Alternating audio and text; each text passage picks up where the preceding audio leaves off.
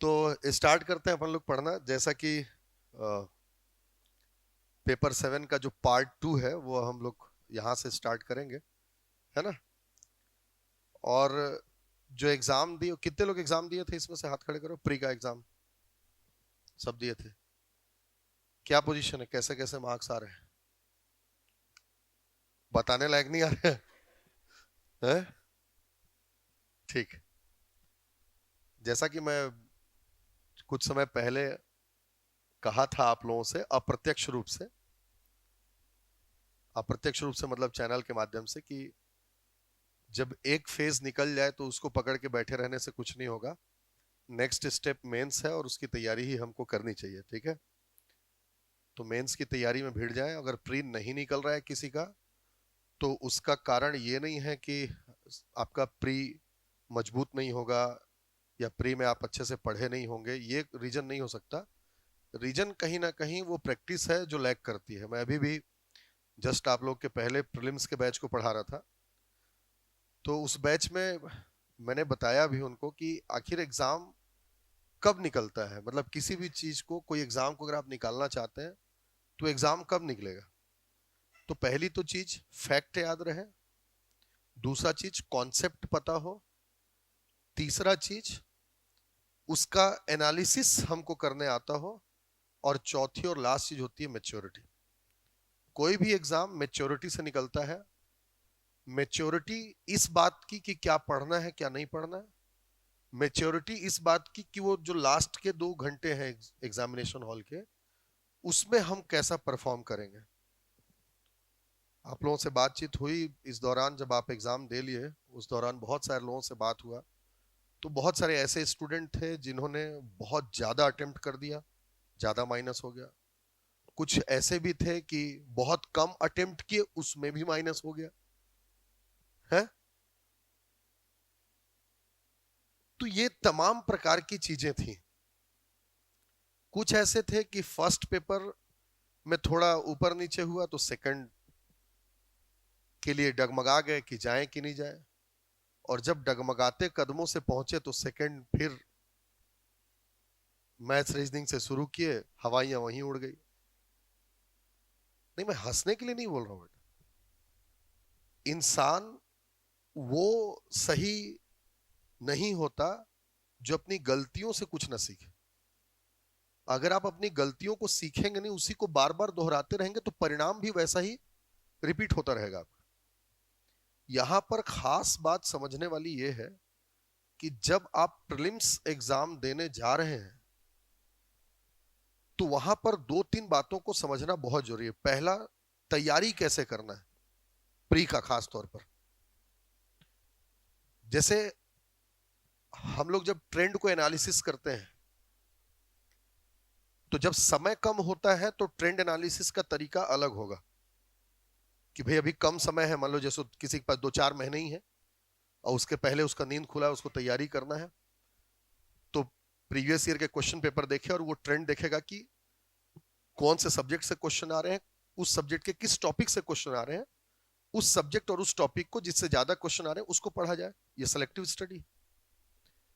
लेकिन जब समय पर्याप्त होता है तब ट्रेंड को अगर आप एनालिसिस करेंगे, जैसे कुछ एग्जांपल रखता हूं आपके सामने।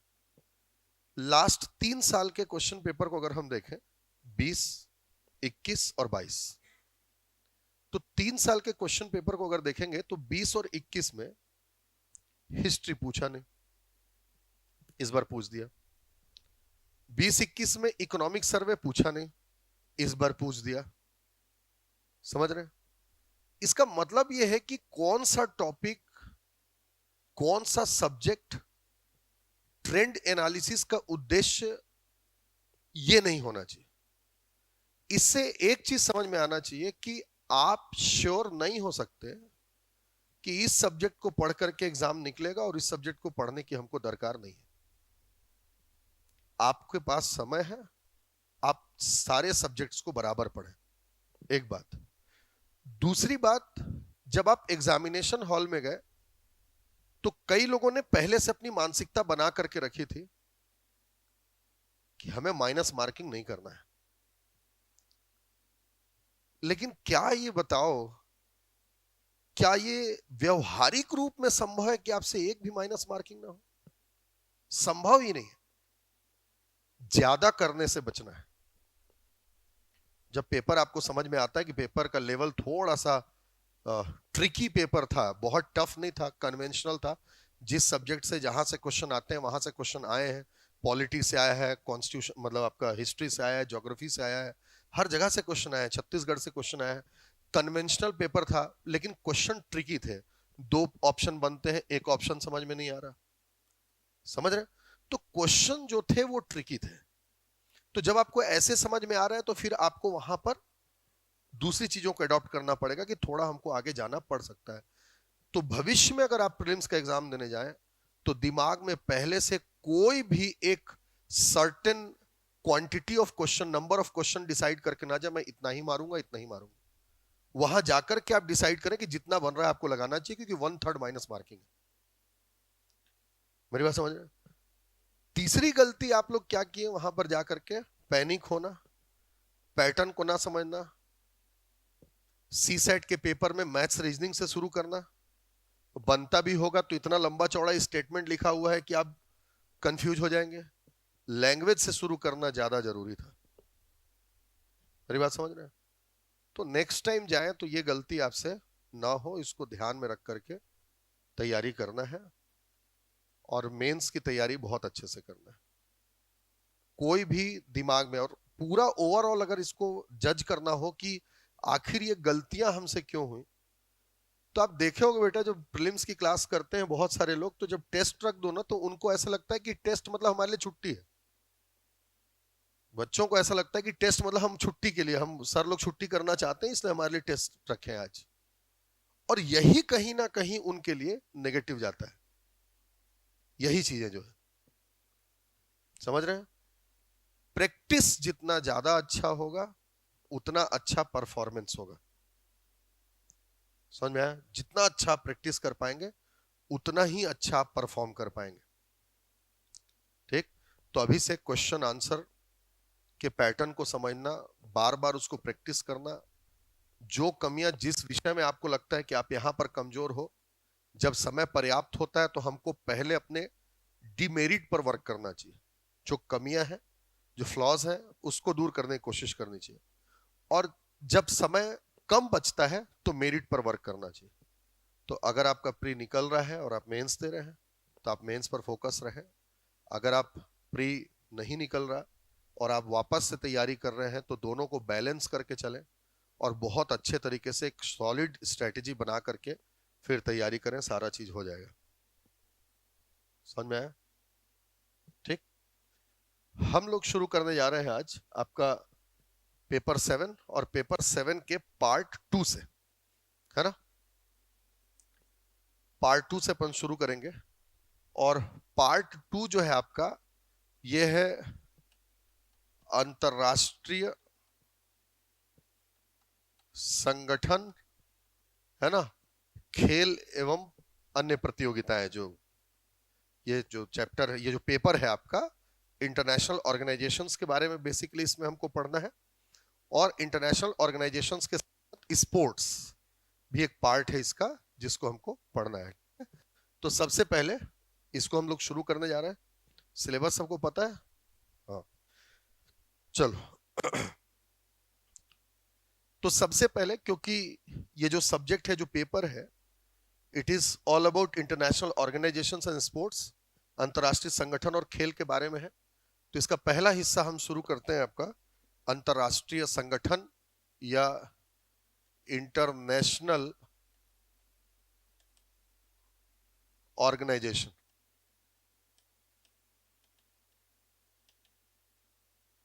ठीक, अंतरराष्ट्रीय संगठन या इंटरनेशनल ऑर्गेनाइजेशंस। ठीक, देखो बेटा, थीम से स्टार्ट कर रहे हैं। ये समझने की विषय वस्तु है, ठीक है? जितना आप माइंड को ओपन करके रखोगे, जितना आप इसको बेहतर तरीके से समझेंगे, उतना अच्छा आप इसमें डिलीवर कर पाएंगे मेंस में, ठीक है ना? तो इसको समझना है। तो सबसे पहले अंतरराष्ट्रीय संगठन को पढ़ना है हमको। तो मैं आपको सबसे पहले इसकी परिभाषा ही बताऊंगा, अभी आप मत नोट करना, मैं कुछ आपको कॉन्सेप्ट समझा रहा हूं, फिर लिखवाऊंगा मैं आपको, ठीक है? तो सबसे पहले इंटरनेशनल ऑर्गेनाइजेशन में ही समझते हैं कि आखिर इंटरनेशनल ऑर्गेनाइजेशंस क्या होते हैं, क्यों ये बनाए जाते हैं, और कितने प्रकार के इंटरनेशनल ऑर्गेनाइजेशंस हो सकते हैं। मेरी बात समझ रहे ना? अभी जो मैं शुरू करने जा रहा हूं उसमें सबसे पहले मैं आपको बताऊंगा ये क्या होते हैं, दूसरा मैं एक कारण बताऊंगा कि ये क्यों होते हैं, ठीक, और तीसरा इनका स्वरूप बताऊंगा कि ये कितने प्रकार के होते हैं, और स्वरूप से हम आ जाएंगे अपने सिलेबस पर, और यहां से भी प्रश्न पूछा जा सकता है, बहुत इंपॉर्टेंट है, ठीक?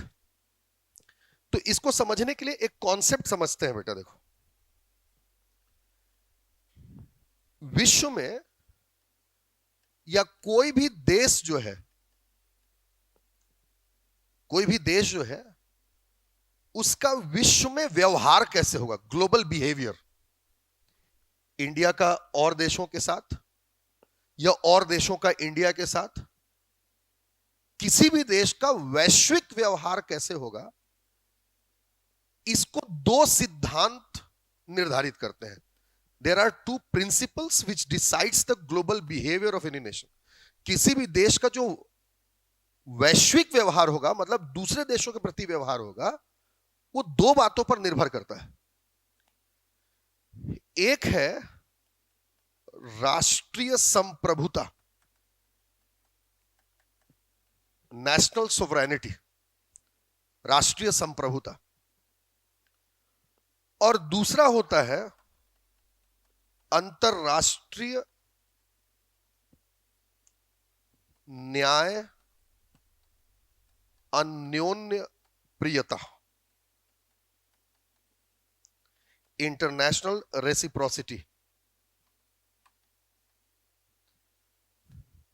समझ में बात को?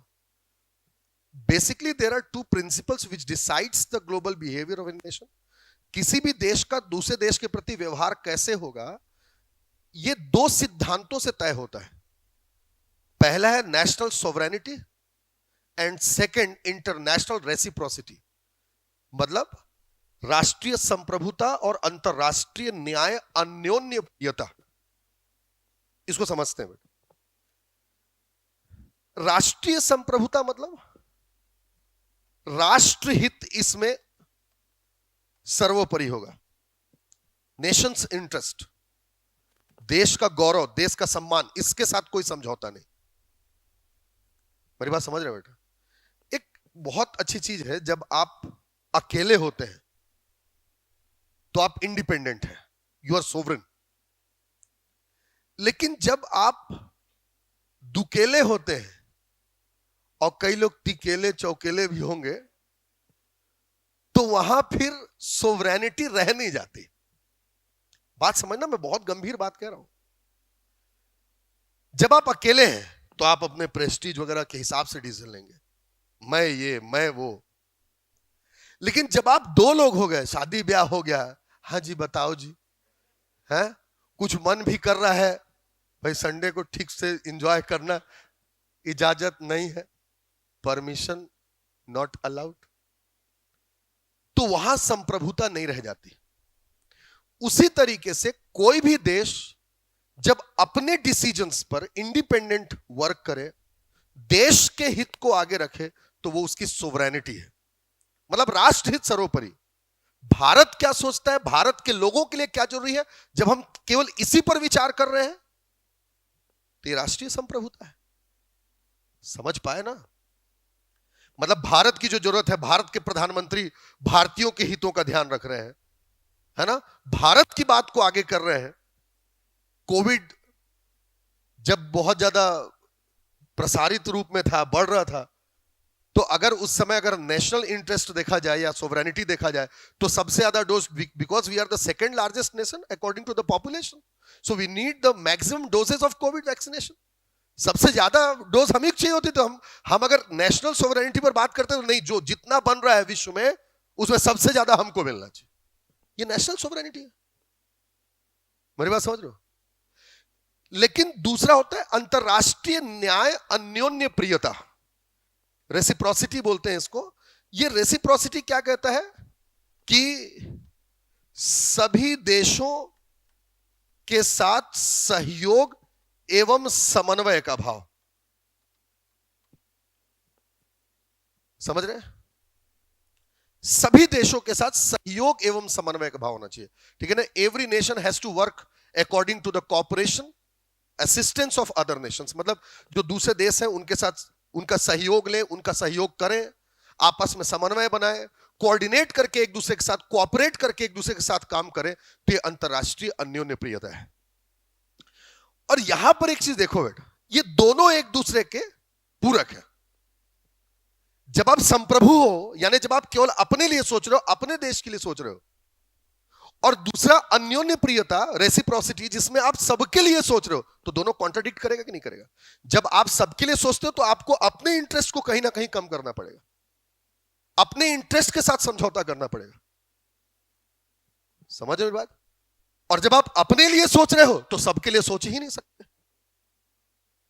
बताओ ना, इतना ही सा है खाने पीने की चीज, ठीक, अकेले के लिए आपके लिए काफी है। नेशनल सोवरेनिटी, भाई मैं तेरे को नहीं जानता है, लेकिन भाई चल थोड़ा थोड़ा, लेकिन दोनों में भाई जब आप थोड़ा थोड़ा, तो सबका थोड़ा ही थोड़ा होगा।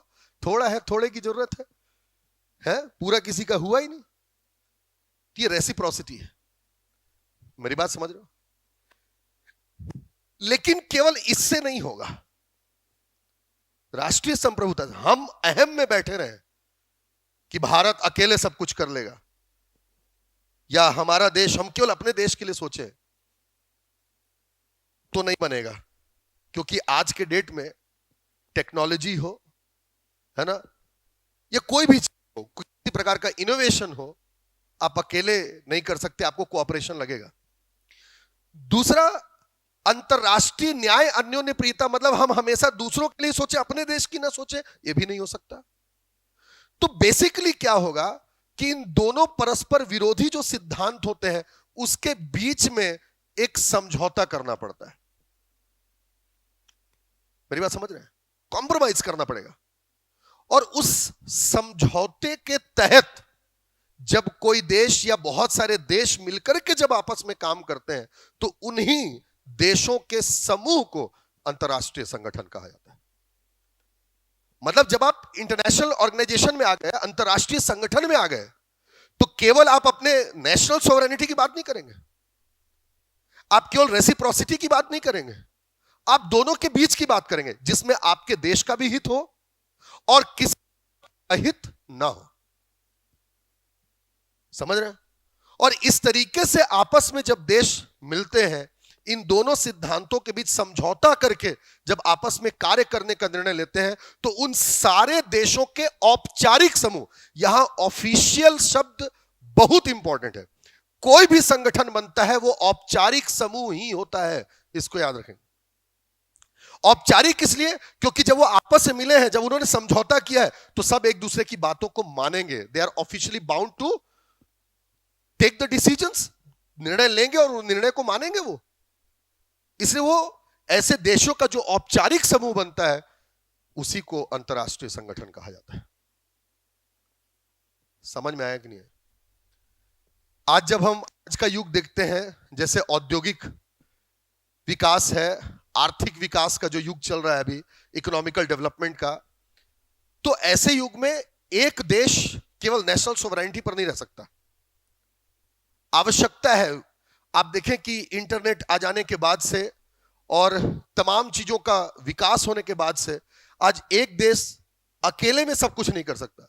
हर देश एक दूसरे पर निर्भर है, चाहे वो टेक्नोलॉजी के ट्रांसफर के लिए हो, ठीक, या अपराध की रोकथाम करने के लिए हो, विश्व में शांति लाने के लिए हो, या सुरक्षा लाने के लिए हो। सभी देश, सभी विश्व के देशों को मिलकर के आपस में काम करने की जरूरत है। और इस तरीके से विश्व के सभी देश जब आपस में मिल करके एक औपचारिक संगठन बनाते हैं, ताकि विश्व में शांति लाई जा सके, विश्व में सुरक्षा लाया जा सके, विश्व का आर्थिक, विश्व के सभी देशों का आर्थिक विकास किया जा सके, सामाजिक विकास किया जा सके, तो ऐसे औपचारिक देशों के समूह को ही अंतरराष्ट्रीय संगठन कहा जाता है। समझ में आया? एक अमेरिकी थिंकर हैं जिनका नाम है चार्ल्स लार्च, ठीक है, चार्ल्स लार्च। चार्ल्स लार्च ने इंटरनेशनल ऑर्गेनाइजेशन को एक अलग तरीके से डिफाइन किया। चार्ल्स लार्च ने कहा कि अंतरराष्ट्रीय संगठन विभिन्न राष्ट्रों का एक औपचारिक समूह है जो सामान्य उद्देश्यों, कॉमन ऑब्जेक्टिव, सामान्य उद्देश्यों की प्राप्ति के लिए कार्य करता है।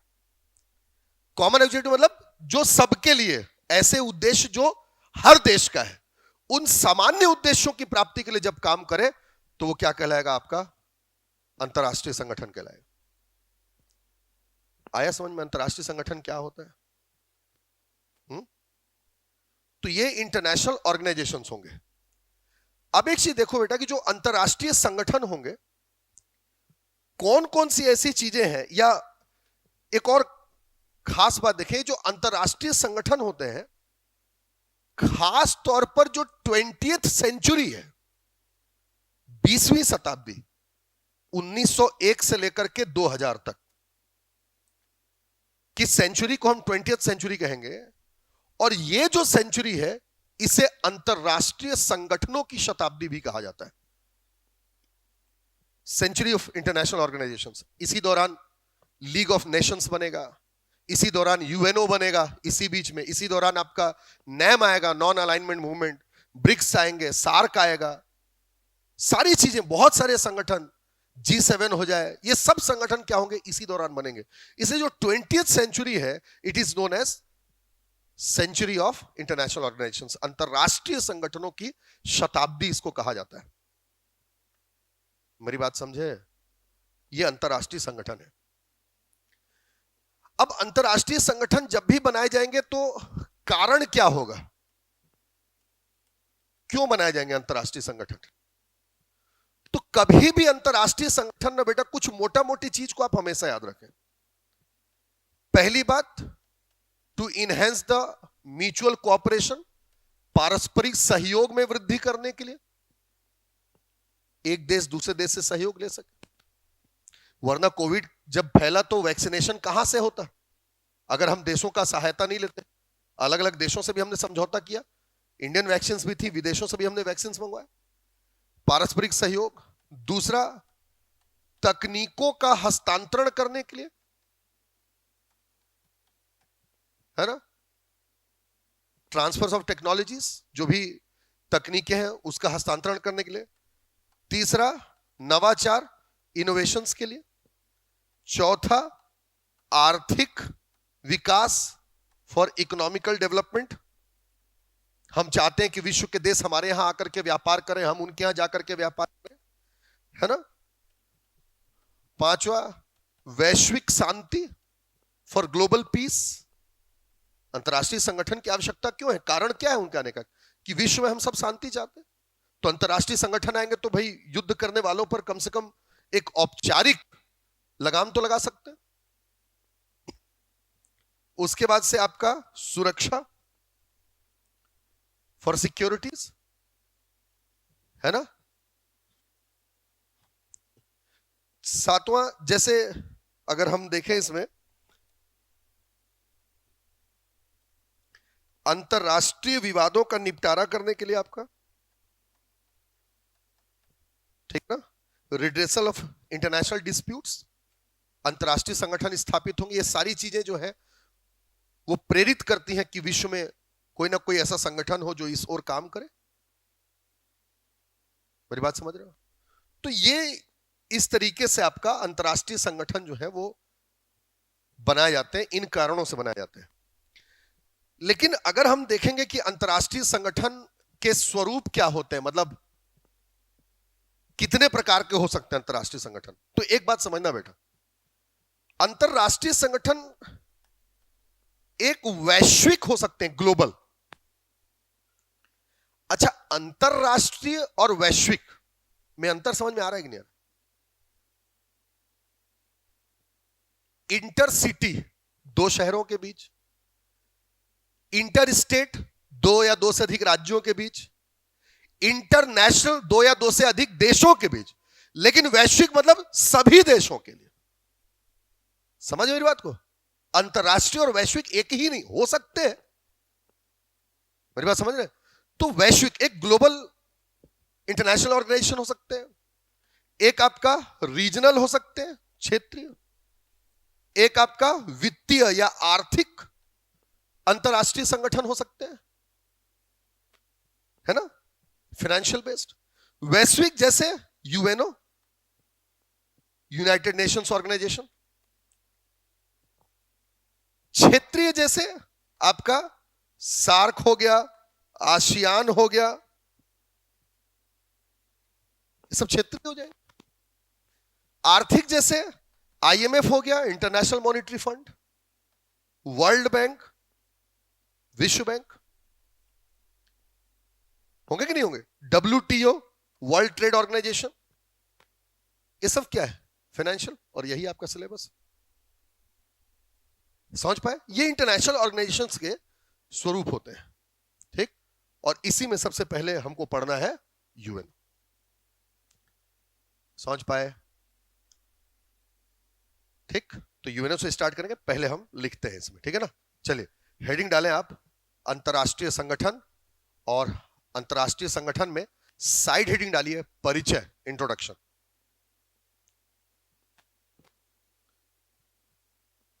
ठीक है, अंतरराष्ट्रीय संगठन और साइड हेडिंग डालें उसमें परिचय, इंट्रोडक्शन। पहला पॉइंट लिखिएगा परिभाषा, लिखें परिभाषा, डेफिनेशन, ठीक। लिखें मानव जीवन, पूरा लिखेंगे, मानव जीवन सहयोग एवं परस्पर समन्वय पर आधारित होता है, ठीक है। लिखेंगे the humans life is based on the mutual cooperation, पारस्परिक सहयोग एवं समन्वय पर आधारित होता है, ठीक। इस प्रकार विश्व के विभिन्न देश, इस प्रकार विश्व के विभिन्न देश आपस में मिलकर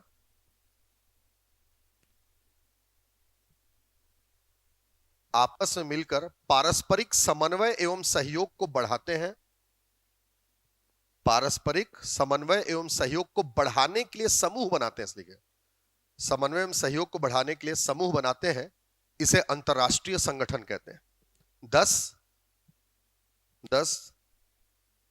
the various nations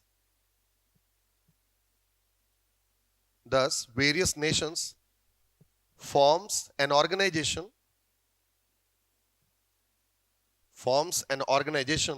to enhance the mutual cooperation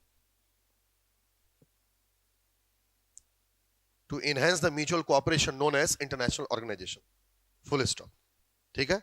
point number 2 लिखिएगा, अगर एग्जाम में आए तो जो ये लाइन बता रहा हूं उसको पहले लिखना है, ठीक है। लिखिएगा पॉइंट नंबर 2, चार्ल्स लार्च अनुसार, ठीक है, Charles larch, CHARLES, Charles larch, LAURCH, Charles larch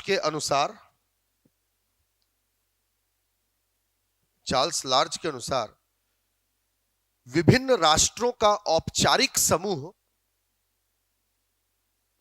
Charles larch के अनुसार विभिन्न राष्ट्रों का औपचारिक समूह जो सामान्य उद्देश्यों की प्राप्ति के लिए बनाए जाते हैं, अंतरराष्ट्रीय संगठन कहलाते हैं, ठीक है। लिखेंगे the group of various Nations,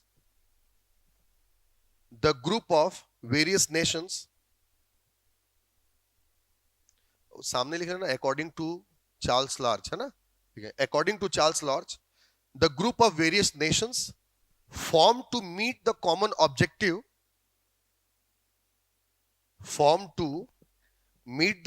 objective are known as international organization, ठीक है। इन्हें हम अंतरराष्ट्रीय संगठन कहेंगे। ऑफिशियल ऐड करेंगे ना, ऑफिशियल ग्रुप कर लो ना, उसमें ऊपर ग्रुप जो लिखा है शुरुआत में, द ऑफिशियल ग्रुप, ऐसा कर लो। मतलब इंटरनेशनल ऑर्गेनाइजेशन अगर कोई भी इंटरनेशनली बना है वो ऑफिशियल ही होगा, समझ लो ना, वो ऑफिशियल ही होते हैं इंटरनेशनल ऑर्गेनाइजेशन जितने भी होंगे। वो उसमें अगर आप वहां पर एग्जाम में लिख रहे हो ना, तो नहीं भी लिखोगे तो वो अपने अंदर की बात है, मतलब उसमें छुपी हुई चीज है, वो निहित चीज है उसमें, ठीक है, उसे इंटरनेशनल ऑर्गेनाइजेशन कहते हैं। तीसरा पॉइंट लिखिए,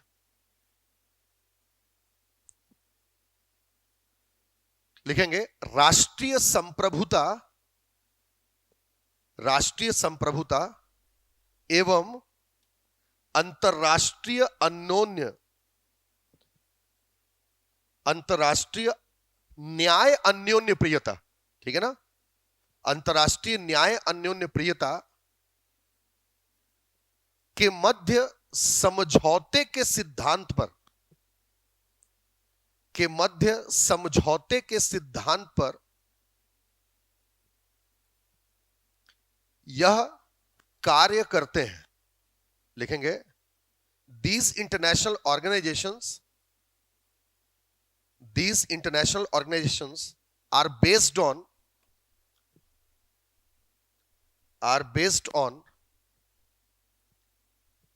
compromise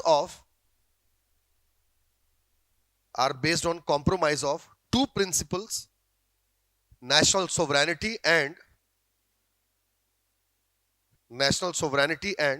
इंटरनेशनल रेसिप्रोसिटी, ठीक, इन दो सिद्धांतों के समझौते पर आधारित होते हैं, ठीक। पॉइंट नेक्स्ट लिखें, नंबर लिखेंगे अंतरराष्ट्रीय शांति, सुरक्षा, अंतरराष्ट्रीय शांति, सुरक्षा एवं पारस्परिक सहयोग, अंतरराष्ट्रीय शांति, सुरक्षा एवं पारस्परिक सहयोग स्थापित करना, अंतरराष्ट्रीय शांति, सुरक्षा एवं सहयोग स्थापित करना इन संगठनों का, अंतरराष्ट्रीय संगठनों का वास्तविक लक्ष्य होता है, ठीक है। The main objective of this international organizations are, the main objectives of these international organizations are to achieve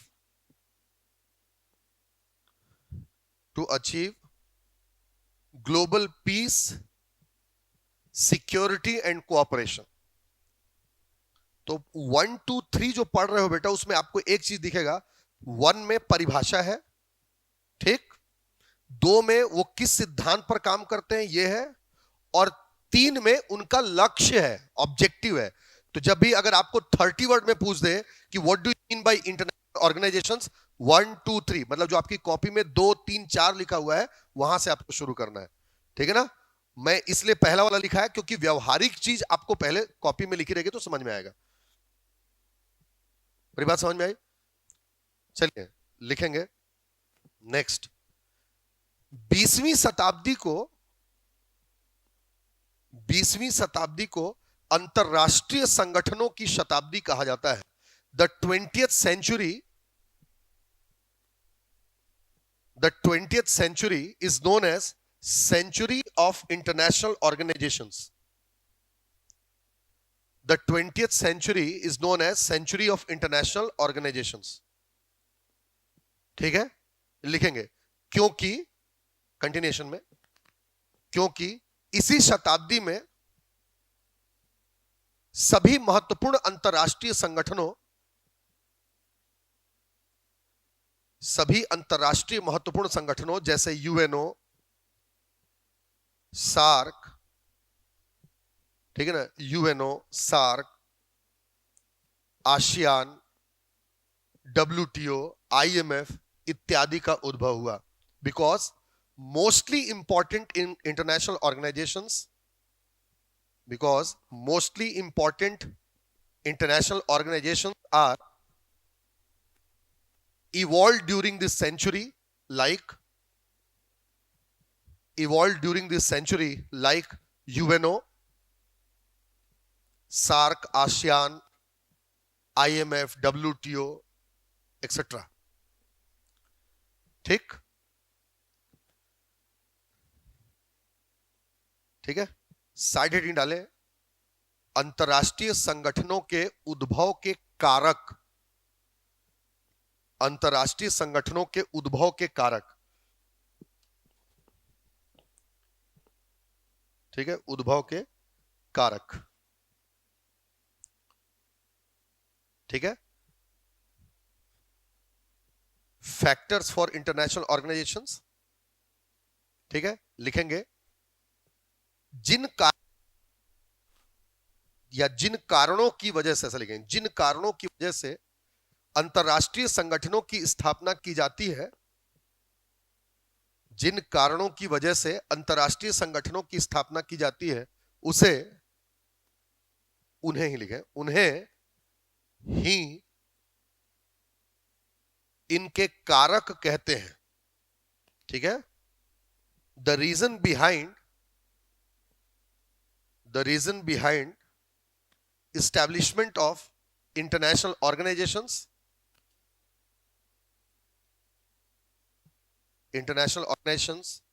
known as factors, ये निम्नलिखित है। These are as follows, Roman का 1 2 3 करके लिखेगा।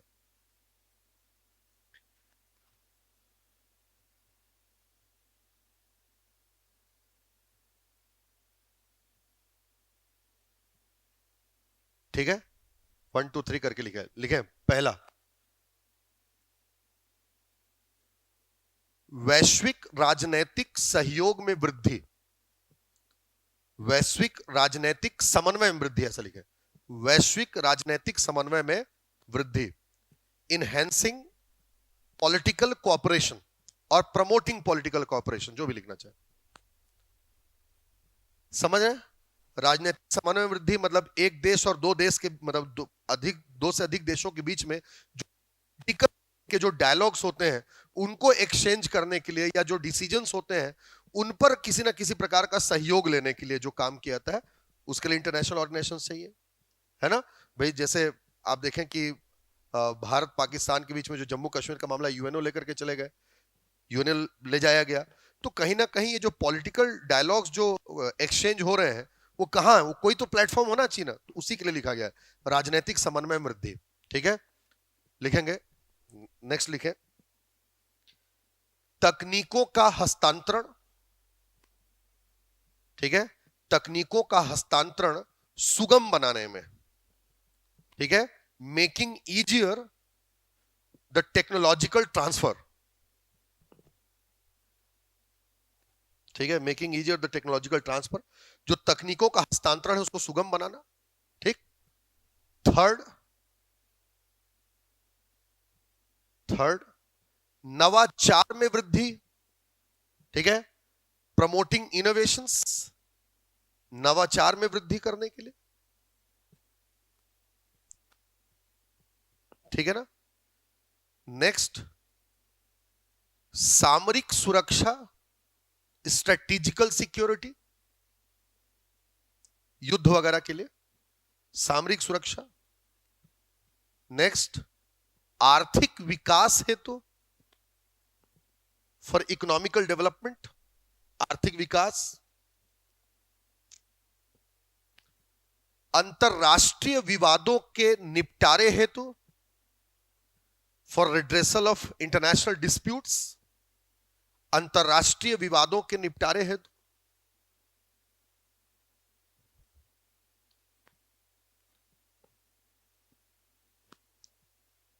ठीक, नेक्स्ट लिखें, वैश्विक समन्वय की भावना।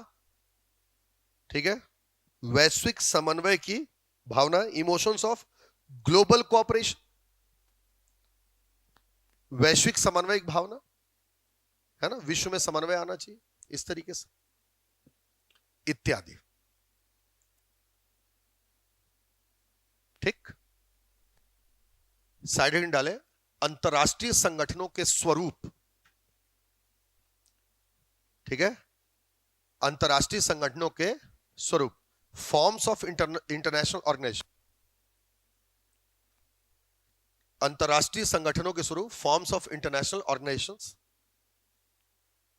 ठीक, लिखेंगे उसमें कंटिन्यूएशन में लिखेगा, लिखे अंतरराष्ट्रीय संगठन, अंतरराष्ट्रीय संगठन विभिन्न उद्देश्यों की पूर्ति के लिए स्थापित किए जाते हैं. The international organizations are established, the international organizations are established to meet the various objectives, विभिन्न उद्देश्यों की प्राप्ति के लिए किए जाते हैं. इन्हीं उद्देश्यों एवं शामिल सदस्य देशों, इन्हीं उद्देश्यों एवं शामिल सदस्य देशों के आधार पर निम्न स्वरूप संभव है. इन्हीं उद्देश्यों एवं शामिल देशों की संख्या के आधार पर निम्न स्वरूप संभव है. ठीक है. And these objectives and number of member Nations, these objectives and number of member nations following forms of international organizations. ठीक है. Decides the following forms of international organizations. ठीक है. अब नीचे लिखें, साइड ए लिखेगा स्मॉल ए, और उसमें लिखेगा वैश्विक अंतरराष्ट्रीय संगठन. अब ऐसे लिख दो, वैश्विक अंतरराष्ट्रीय संगठन, ऐसा ए करके वैश्विक अंतरराष्ट्रीय संगठन, हाइफन डाल करके लिख दो, जैसे यूएनओ. क्षेत्रीय अंतरराष्ट्रीय क्षेत्रीय अंतरराष्ट्रीय संगठन, regional international organizations, SAARC, ASEAN, इस तरीके से ले सकते. एंड फाइनेंशियल, सी में करके financial international organisations like IMF, world bank, WTO, etcetera. ठीक है.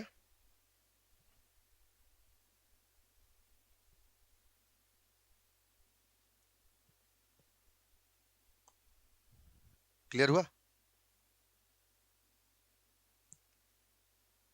तो ये था आपका इंटरनेशनल ऑर्गेनाइजेशन, और अब इसमें हम चालू करेंगे आपका यूएनओ. ठीक है. लेकिन यूएनओ को पढ़ना चालू करेंगे अपन कल से. ठीक है.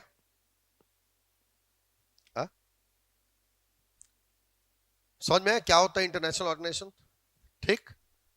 चलो कॉन्सेप्ट वाइज स्टडी करेंगे, ये बहुत समझने वाली चीज है, समझ करके पढ़ेंगे तो कवर हो जाएगा. ठीक है. चलो कल देखते हैं बाकी.